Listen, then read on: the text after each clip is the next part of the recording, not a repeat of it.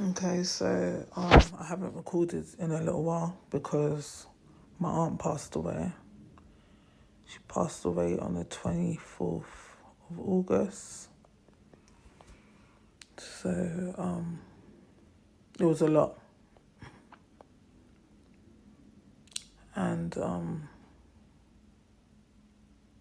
yeah, I kind of like weren't motivated to do anything, but I'm getting back there. I wrote a poem which I'm going to share with you guys. Excuse me, the recording's a bit off because I recorded on another phone and that phone was broken. And I didn't want to re-record it, so I've just chopped and slotted and yeah. Sense. But yeah. I just thought I'll share a bit of what she meant to me. And in a way to kind of like honour her. Not just that, to,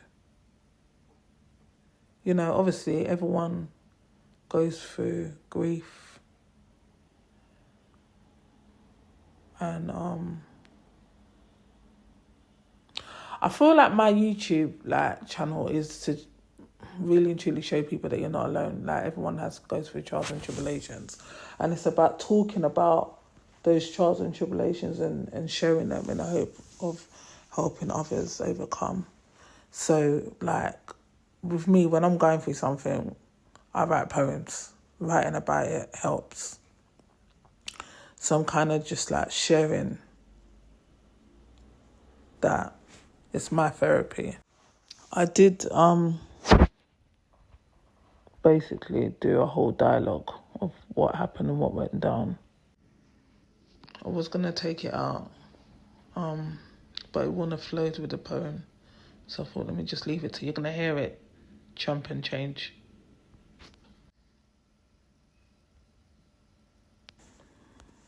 I knew I was supposed to do something for my aunt, which was, from in the morning. So when he asked me to do it, I thought, let me do it. So I started swabbing her mouth, and as I'm swabbing her mouth, I'm noticing that her mouth feels a bit stiff, but I didn't really think nothing of it because I don't know what these things like what's actually going on kind of thing. So I swab her mouth, and then she started, like her breathing started getting a bit more shallow. So at that point, like her eyes are open, but it's like she's communicating with her eyes to me. And like, it's like to me, what I receive is that she was saying, okay, I'm not staying. I'm not holding on no more. I'm going. That's what I got in communication. And when I knew that she wanted to go, I lifted up her grandchildren and I said, come on, Auntie, fight. I said, you're strong, you're powerful, you're gonna make it through.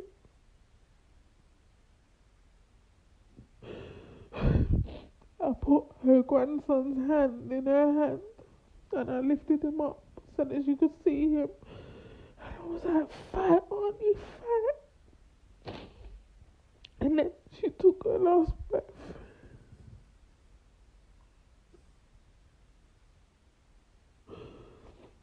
And then after that,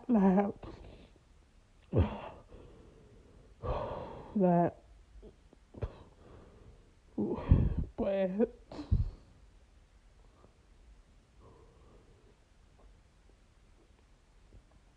I've never watched anyone die before in front of me.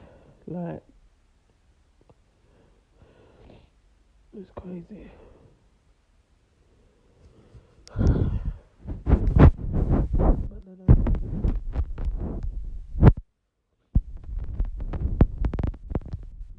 Angela, how do we live without you? When all is said and done, how do we fill this void? How do we get through? There's a missing piece. We just want to feel whole again. We're missing you.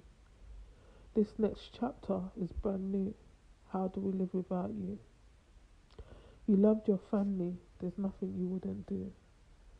You loved your boys and they loved you. They were your world and you were theirs too. You had them and they had you. So how do we live without you? You would share your laughs and we wouldn't have a clue. Your knowledge was out of this world. I gained so much wisdom from you. Quiet and observant, you showed love to everyone. What do we do without you? You've been holding on for so long, this pain was due. Your last few days, I made sure I told you how much you meant to me, and I thanked you for all the contributions you made to my life. My last words to Aunty Angela were, Auntie, you're strong, you're powerful, and you're going to get through this. But now that you're gone, how do we get through this? How do we live without you? God wanted back his angel. I just didn't want it to be you. So I wrote her that one. And then I wrote another one. Aunty Angela gave me a lot of biblical knowledge. She taught me how the body works and why my body was going through changes. Growing up, she was the only person that trusted me in the kitchen, so I have to pay homage. From starting me as a beginner and allowing me to cut up peppers, to jumping into intermediate and teaching me how to fry saltfish fritters. In my younger days, I'll be honest, she wasn't my preferred auntie. Auntie threatened to beat me the whole weekend. All I heard was, do you want me to wallop you? But as I grew older, we made amends. A woman of little words, but don't test her because fireworks will emerge. Quiet and observant, but don't cross her family because she'll go on a warpath. Her being my mum's older sister, she would tell her over and over again, no Janet, you can't do that. Then hang up the phone and say, I don't know what's wrong with your mother, but you can't get another. She made it known to any man, she ain't putting no man before her child, which I applied. Her boys were her world, and she was theirs. Anyone could tell. She had them, and they had her. In her last days, I reminded her of all the times she was there for me, and how she contributed to help shape me. I thanked her for always being a place of refuge. As much as she didn't want to hear my mum's mouth, she never refused. My last words to her were, Auntie, you're strong, you're powerful, and you're going to get through this. But now you're gone, how do we get through this?